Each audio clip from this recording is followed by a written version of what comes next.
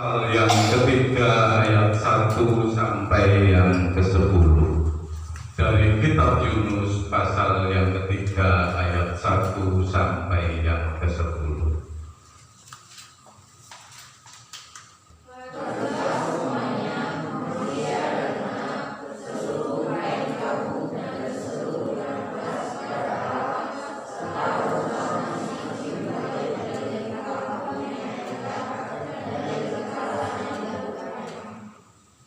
Siapa tahu mungkin Allah akan berbalik dan menyesal serta berpaling dari murkanya yang menyala-nyala itu sehingga kita tidak binasa.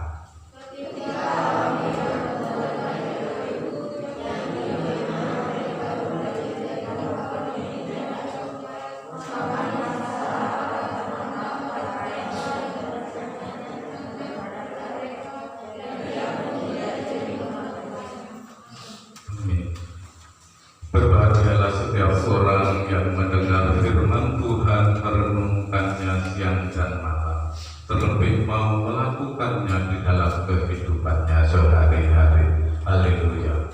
Haleluya. Haleluya.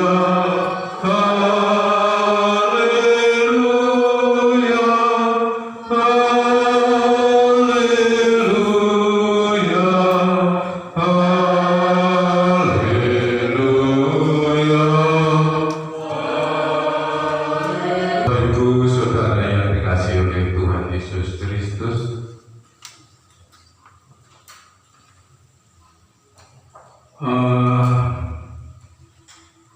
biasanya yang dipahami dan dilihat oleh orang itu akan terapkan dan akan dilakukan di dalam kehidupannya sehari-hari.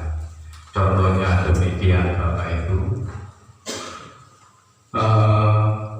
Kita tahu bahwa tangan kanan kita itu baik dan tangan kiri itu buruk, tangan kiri itu tidak baik.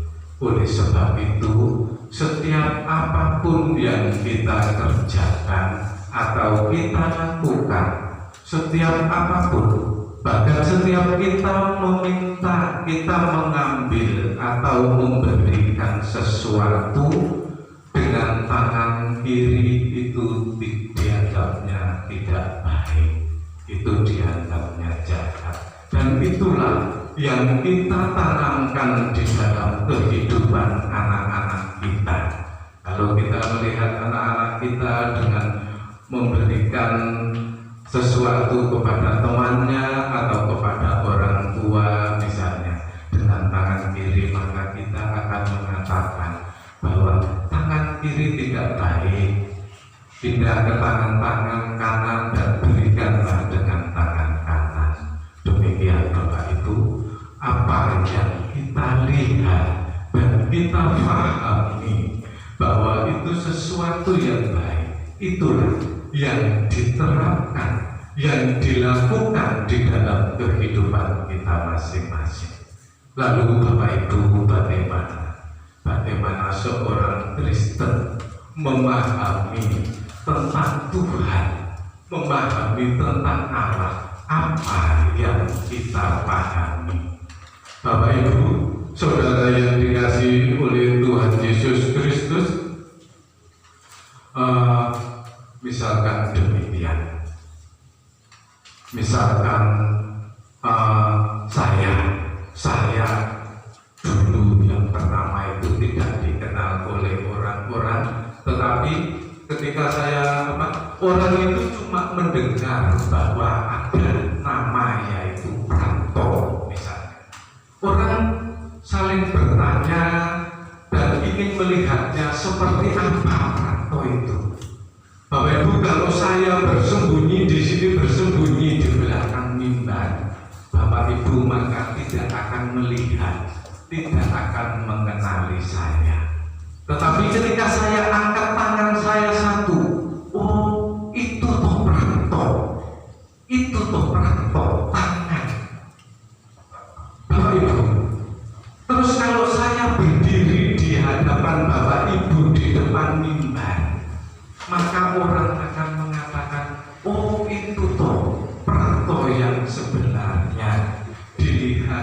seluruh tubuh, seluruh wajah, tangan dan kaki. Oh, itu toh orangnya.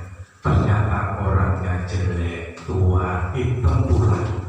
Bapak Ibu Saudara yang dikasih oleh Tuhan Yesus, demikian juga di dalam kita memahami Tuhan, apa yang kita lihat dan kita pahami tentang Tuhan, yang kita lihat dan kita pahami tentang Tuhan adalah tentang firman-Nya. Kita bisa melihat Tuhan dengan melihat firman, dengan membaca firman bahwa Allah yang sudah menjadi manusia, yaitu berwujud Yesus Kristus. Kita bisa melihat dengan kita membaca firman Tuhan. Oh, Allah itu seperti itu. Allah itu baik. Allah itu lemah lembut. Allah itu berkuasa loh. Allah bisa menunjukkan segala mujizat yang ada. Bapak Ibu Saudara yang dikasih oleh Tuhan Yesus, maka itulah yang diterapkan oleh orang-orang yang percaya kepada Allah, sehingga orang-orang yang percaya kepada Allah akan berlaku lemah lembut, baik, pengampun, dan seterusnya. Bapak Ibu Saudara yang dikasih oleh Tuhan Yesus Kristus, pertanyaannya kenapa? Kenapa manusia tidak dapat langsung melihat keberadaannya Allah? Dan itulah Bapak Ibu, itulah yang menunjukkan bahwa manusia itu adalah ciptaan yang terbatas. Manusia itu ciptaan Tuhan yang terbatas, yang sama sekali tidak ada persamaan dengan Tuhan tentang kekuasaannya, tentang kebebasannya. Bapak Ibu Saudara yang dikasih oleh Tuhan Yesus Kristus, namun Bapak Ibu, walau itu menciptakan kita dengan sempurna, dengan baik. Kalau di kitab Kejadian pasal 1 ayat yang 26 dikatakan, baiklah kita akan menciptakan manusia sesuai dengan gambar dan rupa kita. Saudara yang dikasih, kita ini adalah suatu ciptaan yang paling sempurna di hadapan Allah bila kita dibandingkan dengan ciptaan-ciptaan yang lainnya. Bapak Ibu Saudara yang dikasih oleh Tuhan Yesus Kristus,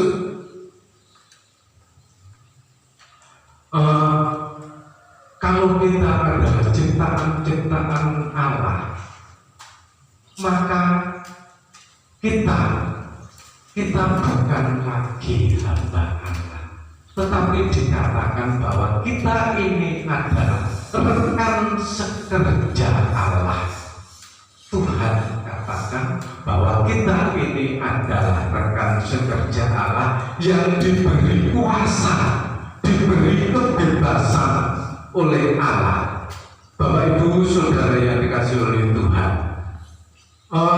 kita manusia yang diciptakan oleh Tuhan, kita mewarisi sifat-sifat Allah, di mana kita memiliki daya pikir, kita memiliki penglihatan, kita memiliki kebebasan. Itu pun dimiliki oleh Allah, dan itulah yang diwariskan kepada kita. Termasuk di sini Allah memberi kebebasan kepada kita, kepada orang-orang yang percaya, untuk memilih baik itu taat atau tidak taat kepada Allah. Kita diberi kebebasan, kita hidup dihadapkan kepada dua pilihan. Kita boleh memilih hidup taat kepada Allah atau tidak taat kepada Allah. Dan Allah menghormati segala keputusan, segala kebebasan yang kita lakukan. Tetapi Bapak Ibu Saudara yang dikasih oleh Tuhan Yesus Kristus, segala yang kita lakukan tentu ada konsekuensinya.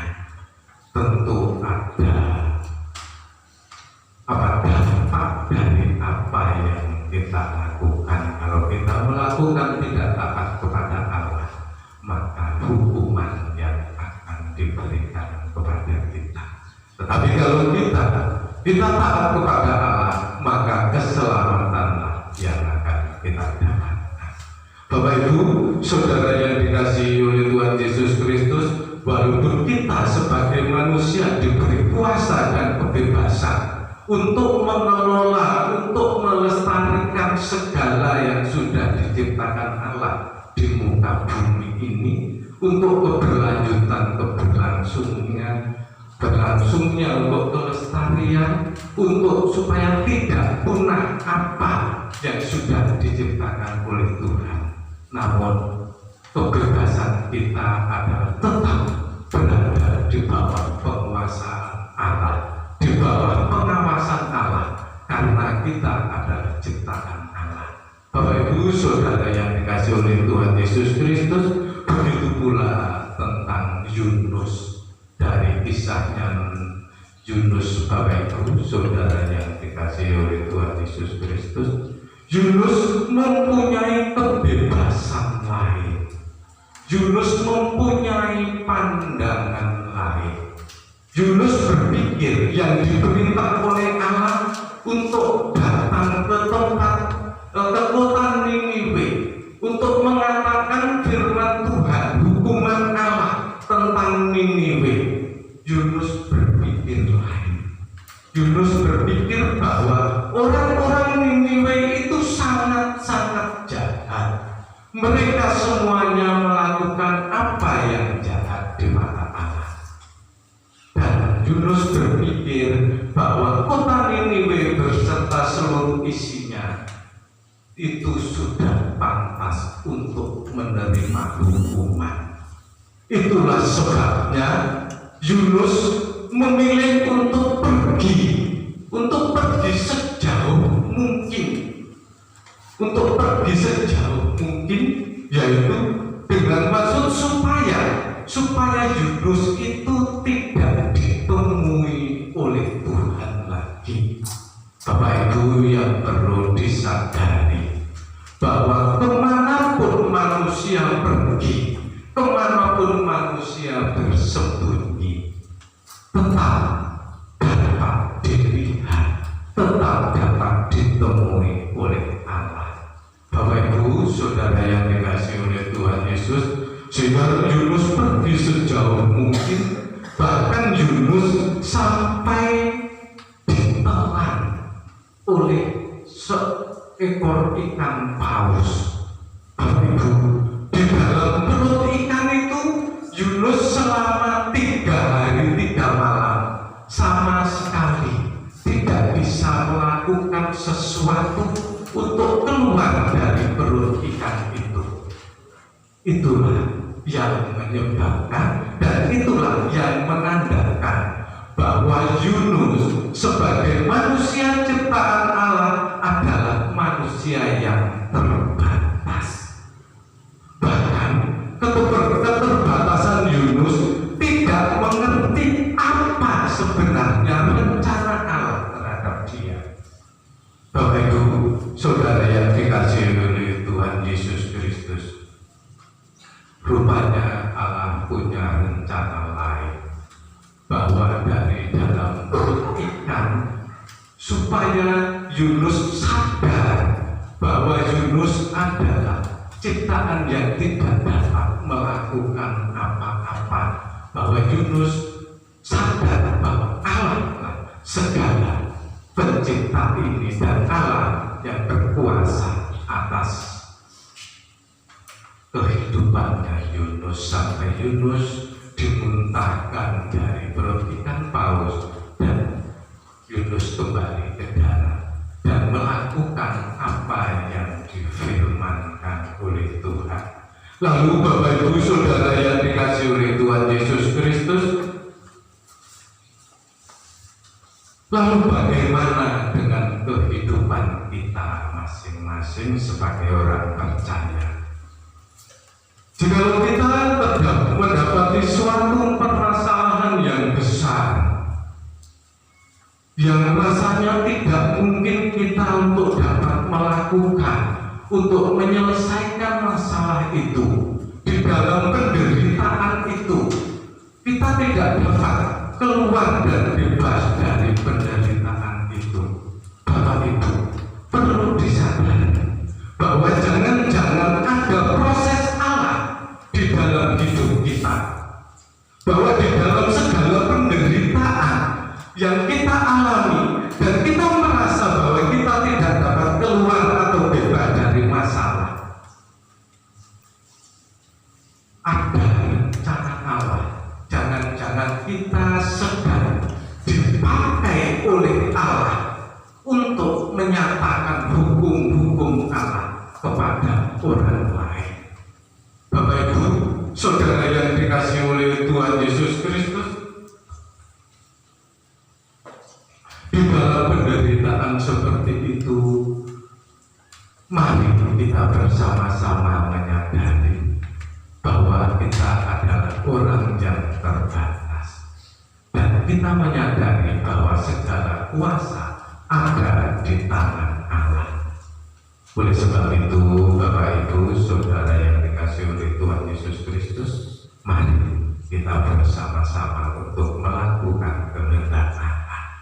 Seperti Yunus, Bapak Ibu, saudara yang dikasihi oleh Tuhan Yesus Kristus, pada awalnya Yunus itu mau, setelah dia memikirkan itu tidak layak untuk mendapatkan keselamatan orang Niniwe itu, maka dia pergi dari situ dan sejauh mungkin dengan maksud tidak taat kepada Tuhan, dengan maksud yang dikasihi oleh Tuhan Yesus Kristus, sampai pada akhirnya di ayat-ayat yang lainnya dikatakan Yunus setelah memberikan hukum-hukum Allah, menyatakan hukuman Allah kepada orang Niniwe, Yunus duduklah di hutan di sebelah timur kota Niniwe, dan di situ duduk merenung dan membuat pondok di situ. Lalu Allah menumbuhkan sebuah batang jarak, sebuah pohon jarak di atasnya, supaya apa? Supaya menaungi Yunus di situ, supaya tidak kepanasan, supaya tidak kecapean dan kelelahan. Tetapi saudara yang dikasihi oleh Tuhan Yesus, setelah Yunus itu merasa senang, ada perlindungan, ada naungan di situ, maka pada hari keesoknya didatangkanlah oleh Tuhan, yaitu ulat penggerek. Digereknya lah pohon itu, sehingga pohon itu patah dan ambruk, dan akhirnya Yunus tertimpa oleh panasnya matahari.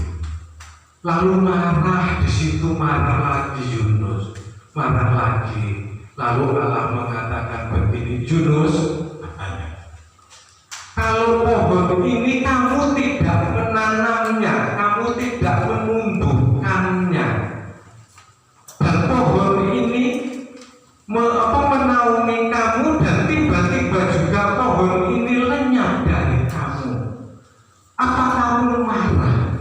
Kata Yunus, iya, saya marah, tentu saja saya marah. Ayo, kata Yunus. Lalu Allah sampaikan kepada Yunus, Yunus, terlebih lagi ciptaanku orang Niniwe, walaupun dia berdosa besar, apakah aku tidak layak dan tidak pantas untuk memberikan keselamatan kepada mereka semuanya?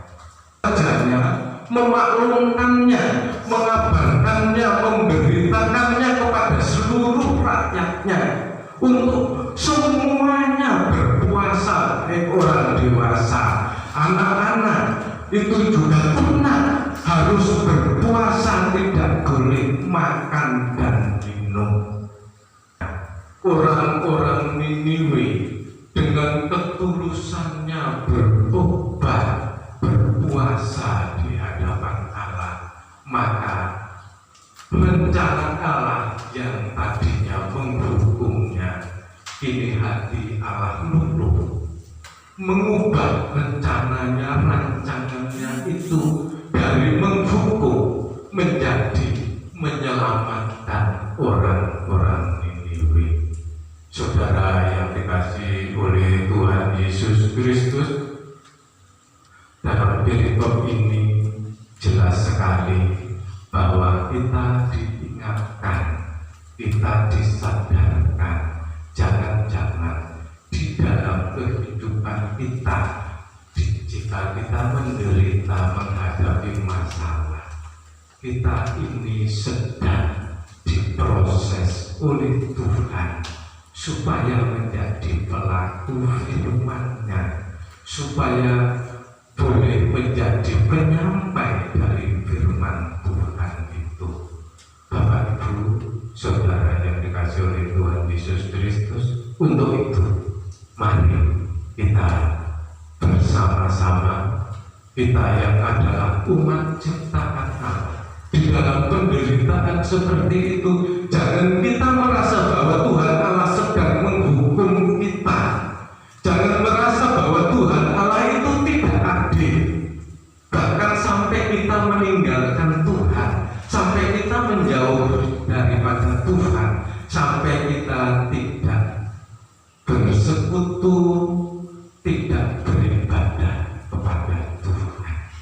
Jangan sampai yang seperti itu kita lakukan, karena kita tidak tahu apa yang sedang Allah rencanakan di dalam hidup kita.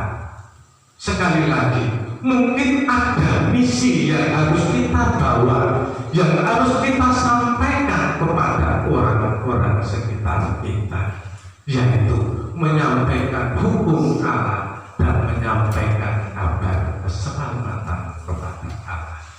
Bapak Ibu, saudara yang dikasihi oleh Tuhan, mari kita bersama-sama, kita pribadi lepas pribadi, untuk memeriksa diri kita masing-masing.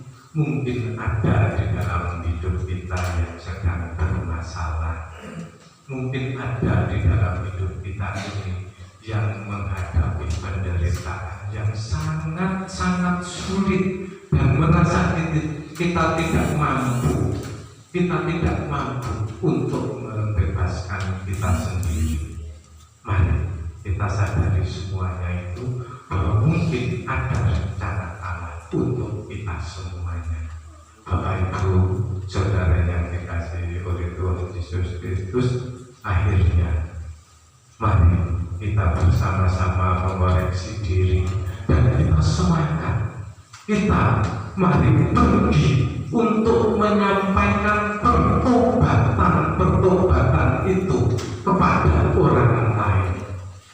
Kita tidak menganggap orang lain itu yang berdosa, orang lain yang bersalah itu sudah layak untuk menerima hukuman. Tidak. Tetapi kita berpikir bahwa setiap orang yang berdosa itu pun berhak menerima keselamatan daripada Tuhan. Dan kita, rekan-rekan sekerja Allah, kita yang akan menyampaikan kabar itu, kita yang akan menyampaikan hukum-hukum itu kepada Allah. Tuhan memberkati kita semua yang sudah mendengarnya, terlebih kita yang mau melakukan di dalam kehidupan kita sehari-hari. Amin. Kita masuk di dalam doa.